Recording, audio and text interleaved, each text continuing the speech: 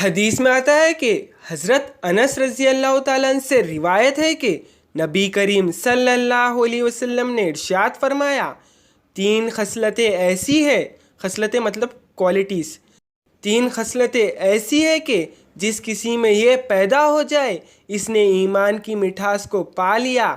اول یہ ہے کہ اللہ اور اس کے رسول اس کے نزدیک سب سے زیادہ محبوب بن جائے۔ دوسرا یہ ہے کہ وہ کسی انسان سے محض اللہ کی رضا کے لیے محبت رکھے۔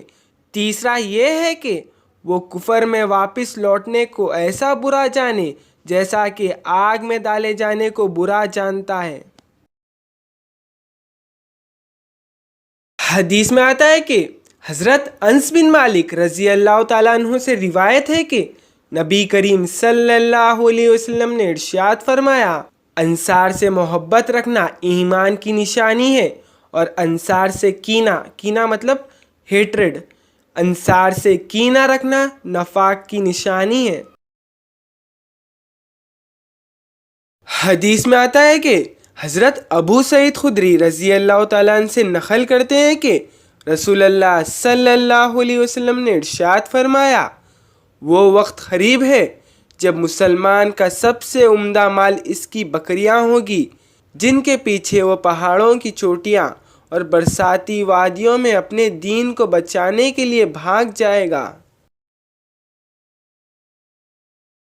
حدیث میں آتا ہے کہ حضرت عائشہ رضی اللہ تعالیٰ عنہ سے وہ فرماتی ہے کہ رسول اللہ صلی اللہ علیہ وسلم لوگوں کو کسی کام کا حکم دیتے تو وہ ایسا کام ہوتا جس کے کرنے کی لوگوں میں طاقت ہوتی۔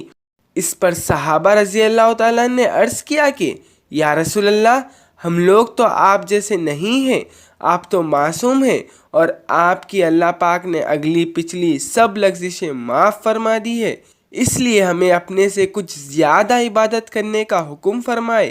یہ سن کر آپ صلی اللہ علیہ وسلم ناراض ہوئے، پھر فرمایا کہ بے شک میں تم سب سے زیادہ اللہ سے ڈرتا ہوں اور تم سب سے زیادہ اسے جانتا ہوں، پس تم مجھ سے بڑھ کر عبادت نہیں کر سکتے۔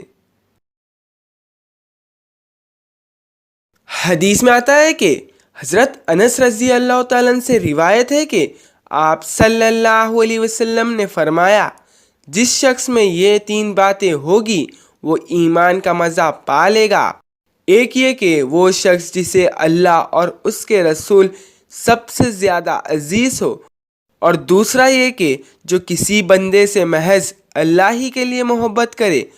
اور تیسری بات یہ کہ جسے اللہ نے کفر سے نجات دی ہو، پھر وہ دوبارہ کفر اختیار کرنے کو وہ ایسا برا سمجھے جیسے آگ میں گر جانے کو برا جانتا ہے۔